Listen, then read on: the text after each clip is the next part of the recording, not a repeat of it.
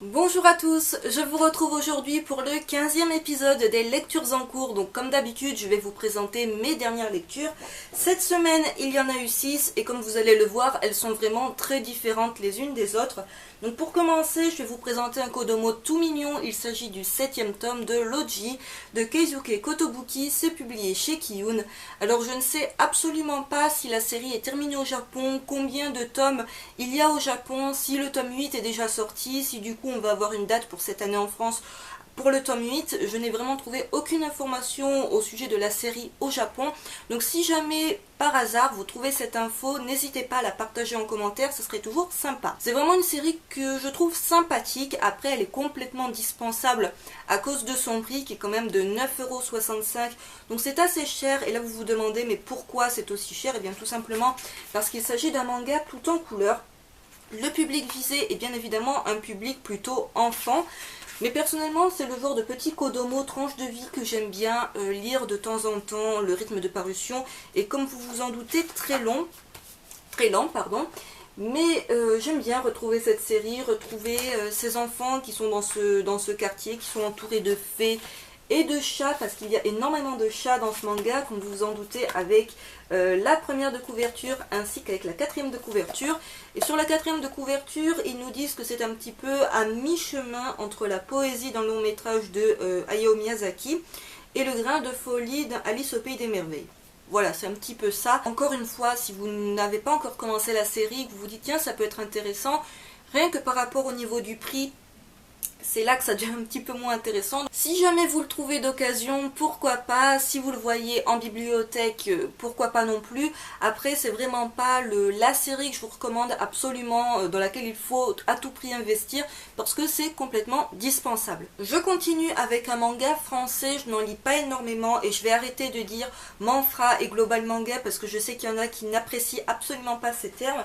Donc je vais vous parler du second tome de Stray Dog de Vanra, publié chez Glénat, dans leur collection Seinen. J'ai adoré ce second tome, j'étais déjà super fan du premier que je vous avais présenté l'année dernière. Il me semble qu'il était sorti au mois de juillet l'année dernière. Du coup, il faut remonter à cette période-là dans mes vidéos si vous voulez un avis à propos du premier tome. Et ce second tome se faisait du coup un petit peu attendre, mais bon, on le sait, quand on commence des titres français, il faut s'attendre à un rythme de parution assez lent. C'est un second tome que j'ai beaucoup apprécié, qui est très sombre, mais qui commence vraiment sur une touche d'humour, où on va avoir la rencontre de ce personnage avec le personnage du premier que vous voyez sur la couverture du premier tome. Et c'est vraiment un second tome qui donc arrive à mêler beaucoup d'humour et toujours ce côté très sombre parce qu'on est dans un univers où il y a des licans et autres créatures fantastiques et pas toujours bienveillantes. Donc c'est un second tome qui était bien dans l'ensemble. Alors par contre il y a beaucoup à lire. Si vous n'aimez pas les mangas dans lesquels il y a beaucoup de textes, c'est pas un titre que je vais vous recommander.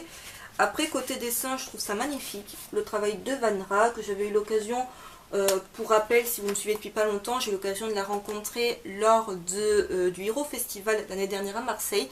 Donc si vous cherchez un manga français qui soit fantastique, un univers assez sombre mais à la fois qui mélange un petit peu d'humour, il y a des personnages qui sont attachants, c'est un titre que je vous recommande. Les tomes sont assez épais, ils sont vendus au prix de 9,15 €, mais comme vous voyez tout ce qu'il y a à lire dans le tome, c'est vraiment pas se foutre de la gueule du client. On n'a pas la date pour la sortie du tome 3, mais je ne pense vraiment pas qu'on l'aura cette année si Vanra continue à être publié chez Glénat, parce qu'il me semble que là encore c'était un petit peu compliqué, enfin j'ai pas trop compris l'histoire, donc j'espère qu'on aura le troisième tome et qu'on l'aura peut-être l'année prochaine. J'enchaîne avec deux shoujo que j'ai vraiment adoré. Donc tout d'abord je vais vous parler du 10e tome de Say I Love You de Kanaya Azuki, c'est publié chez Pika. Donc la série est toujours en cours au Japon avec déjà 15 tomes de parus. Le tome 11 est prévu en France pour le 4 mai et le tome 12 pour le 29 juin. Mais heureusement pour vous, si jamais vous trouvez que c'est un trop gros investissement, il existe un anime. Alors ce 10e tome de Say I Love You, pour moi il enterre les 9 précédents. Il est complètement génial. Donc déjà je vous montre la couverture qui pour moi est la plus belle couverture jusque là. Voilà, rien que ça. Et dans ce tome 10 il se passe pas mal de choses. Donc nos notre petit groupe de personnages principaux, qui encore une fois c'est un manga, c'est un shoujo, romance, tout ça, un petit peu tranche de vie, mais aussi school life. Donc on va suivre en fait la période de Noël, et la période de Noël apparemment au Japon, c'est pas spécialement la fête qu'on va fêter en famille, mais plutôt qu'on va fêter avec ses amis et ou avec son amoureux, son amoureuse. Et là c'est un petit peu ce qui se passe, donc vraiment je n'en dis pas plus, mais énormément de choses dans ce tome 10. La relation entre Mei et Yamato, elle avance, mais d'un truc de fou comme elle avance. C'est vraiment un très très bon tome, c'est une série qui mêle voilà, les sentiments amoureux, la découverte des sentiments amoureux, beaucoup d'humour, des personnages qui là encore une fois sont très attachants, on a des situations vraiment super drôles.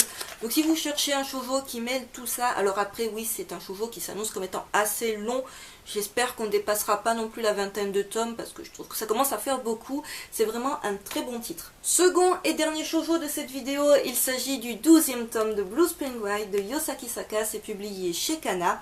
Donc la série est terminée en 13 tomes et le 13e et dernier tome sortira en France le 10 juin. Et si jamais vous n'avez pas envie d'investir dans la série, là encore il existe un anime, il me semble même qu'il y a un film live. Alors Blue Spring Ride, comme Strawberry précédemment, c'est vraiment une série que j'ai adoré lire et j'ai envie de vous dire que cette série pourrait s'achever avec ce 12e tome sans problème. Ça pourrait proposer une fin, alors certes ça serait une fin un petit peu ouverte où le lecteur imaginerait par la suite ce qui se passerait, mais vraiment on pourrait s'arrêter là, que ça serait parfait.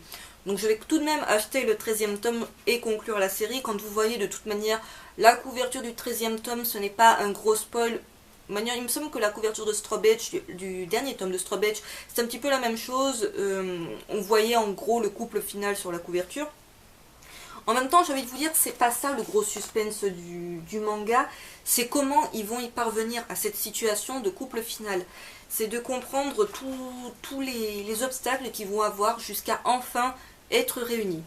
Et là, on comprend que c'est ce qui se passe dans ce tome 12, hein, tout simplement, c'est-à-dire que nos deux protagonistes que vous voyez là avaient pris deux directions différentes, ils n'étaient pas faits pour être ensemble. Il y avait différentes personnes qui se mettaient en travers de leur route, qui voulaient sortir avec lui, qui voulaient sortir avec elle. Et du coup, ça devenait hyper compliqué de se retrouver.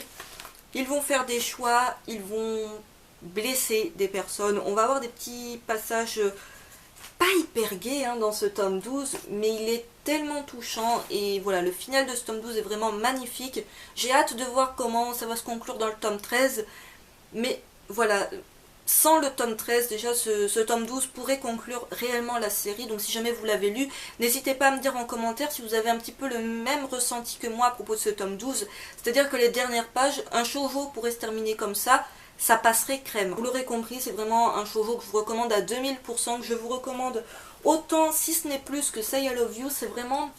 c'est pas le même degré en fait d'émotion. Je dirais que Say I Love You, on alterne beaucoup avec de l'humour, avec finalement beaucoup les relations qu'il y a autour de ce couple. Ce couple est touchant également, mais c'est pas pareil. Tandis que là, on est vraiment sur une relation que je trouve un peu plus pure, un peu plus torturée également que la relation Mei et Yamato. Donc, si jamais vous avez lu Strawberry et que vous vous demandez si Blue Spring Ride, ça vaut le coup malgré le fait que les deux séries sont très similaires au niveau du chara-design des personnages, ça vaut très clairement le détour. Il y a une troisième série de l'auteur qui est annoncée en France, donc Kana achève Blue Spring Ride en juin et en juillet on aura le premier tome de Pure Real qui est donc la dernière série en date de Yosaki Saka. Au niveau du chara-design, ça s'annonce encore très ressemblant de Blue Spring Ride et de Strawberry, mais personnellement je ferai la série les yeux fermés. Voilà, pour l'instant cet auteur ne me déçoit pas, même si on peut trouver des similitudes entre ces deux séries. Mais voilà, c'est du très très bon shoujo, et même si jamais vous n'êtes pas très shoujo, qui dégouline de bons sentiments, tout ça, c'est un titre qui est fait pour vous. Je continue avec le seul shonen de cette vidéo, il s'agit du 14e tome de Prisonnier Riku de Shinobu Seguchi, c'est publié chez Akata. Donc la série est toujours en cours au Japon avec déjà 26 tomes de parus, le tome 15 est prévu en France pour le 12 mai, et le tome 16 pour le 13 juillet. Et là, pour le coup, malheureusement, il n'y a pas d'anime, donc il faut investir dans pas mal de tomes. C'est bien dommage dommage qu'il n'y ait pas d'anime d'annoncer. Alors non pas que je ferai l'anime parce que je ne regarderai pas plus l'anime étant donné que je fais déjà la série papier qui me suffit amplement. Mais je trouve que c'est un titre qui mériterait d'être encore plus connu et à travers un anime, je pense que ça ferait exploser les ventes de Prisonnier Riku et surtout, il y aurait de quoi faire un très bel anime à partir de ce manga qui est vraiment génial. Donc ce tome 14 de Prisonnier Riku, je l'ai adoré. Il se passe énormément de choses là encore. Le tome 13 se terminait sur des événements, je ne dirais pas tragiques, mais pas très gais. Il y avait une annonce qui était faite, les personnages se prenaient ça un petit peu de plein fouet et devaient encaisser le coup et ça passait, la pilule passait assez mal, ce qu'on peut complètement comprendre. Donc là je ne vous spoil pas les événements du tome 13, mais c'est pas excessivement joyeux ce qui se passe dans les dernières pages, et on se doutait qu'à partir de cette annonce là, de ça, il fallait que dans le tome 14 les choses avancent d'une manière ou d'une autre. Alors elles pouvaient avancer dans une bonne direction et elles pouvaient complètement se casser la gueule. Donc ça je n'en dis pas plus, je vous laisse le découvrir dans ce tome 14. On retrouve dans ce tome 14 tous les personnages qu'on a découverts à travers les précédents tomes.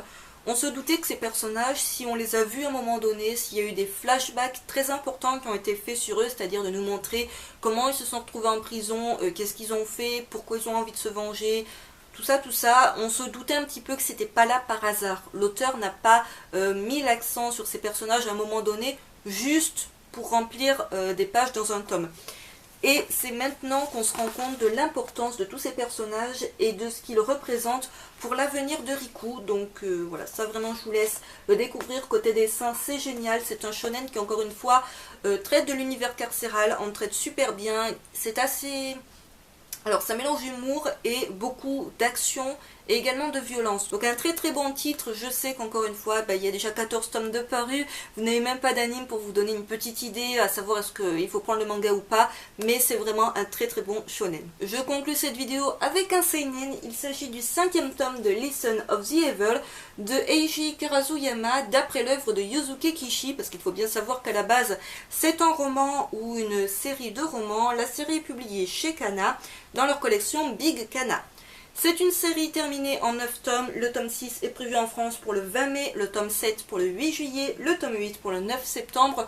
Du coup, on peut s'attendre à une sortie du tome 9 vers novembre, décembre, au pire le mois de janvier. Au cas où vous n'avez toujours pas commencé la série et que celle-ci vous intéresse, sachez qu'en ce moment, il y a un pack starter qui est vendu un petit peu partout. Je pense que vous pouvez le trouver aussi bien sur internet qu'en librairie. Ça consiste à avoir les 3 premiers tomes sous plastique et en gros il y a marqué 2 plus 1 gratuit. Donc le tome 1 est présenté comme gratuit, mais en gros vous payez 2 tomes sur 3 et ça c'est vraiment génial. C'est comme ça que j'ai découvert, que j'ai commencé Dusk Maiden of Amnesia et Seraph of the End. Kana fait souvent ce genre d'offres, alors c'est pas les seuls, mais il me semble que les 3 premiers tomes sous plastique avec un tome offert, même si Kazé, tout ça font des packs starters, il me semble que seul Kana fait ce genre d'offre vraiment intéressante. Donc ça peut être une occasion de commencer la série si jamais vous hésitiez à la commencer. C'est toujours bien d'avoir au moins 3 tomes d'un coup. J'aime beaucoup le personnage du professeur qui essaye de manipuler ses élèves. Mais la situation commence déjà depuis quelques tomes à lui échapper. Et dans ce tome 5, on découvre un petit peu son passé, on découvre qui il était quand il était aux États-Unis, parce que c'est un prof d'anglais au Japon, mais à la base il était aux États-Unis. On comprend pourquoi il n'y est plus, qu'est-ce qu'il a fait et comment il s'est retrouvé prof surtout. Parce que ça on le savait un petit peu depuis le départ, c'est pas du tout le gars qui était fait pour être prof. C'est un univers très sombre, les élèves essayent de s'associer les uns les autres pour lui faire face. Ils commencent un peu tous à comprendre que leur vie est en jeu et que ce type est un malade psychopathe. Donc un très bon tome, on est dans un univers assez dark, il n'y a pas vraiment beaucoup d'humour, les personnages sont pas spécialement attachants, on n'a pas le temps du moins de s'y attacher parce qu'il y a quand même pas mal de morts. Donc si vous aimez ces univers un petit peu sombres avec du suspense quand même, d'essayer de savoir qui va survivre, qui va se faire avoir, est-ce qu'ils vont enfin arriver à le démasquer, c'est un très bon titre. J'en ai terminé pour ce 15e épisode des lectures en cours, j'espère qu'il vous aura plu. N'hésitez pas comme d'habitude à me dire en commentaire ce que vous en avez pensé, à me dire ce que vous avez lu dernièrement, à me dire également si parmi tout ce que je vous ai présenté, il y a des titres qui vous intéressent, que peut-être vous avez déjà lu, votre avis à leur sujet, et si peut-être vous comptez acheter certains des titres que je vous ai présentés. Sur ce, je vous retrouve très vite pour une prochaine vidéo. Bye.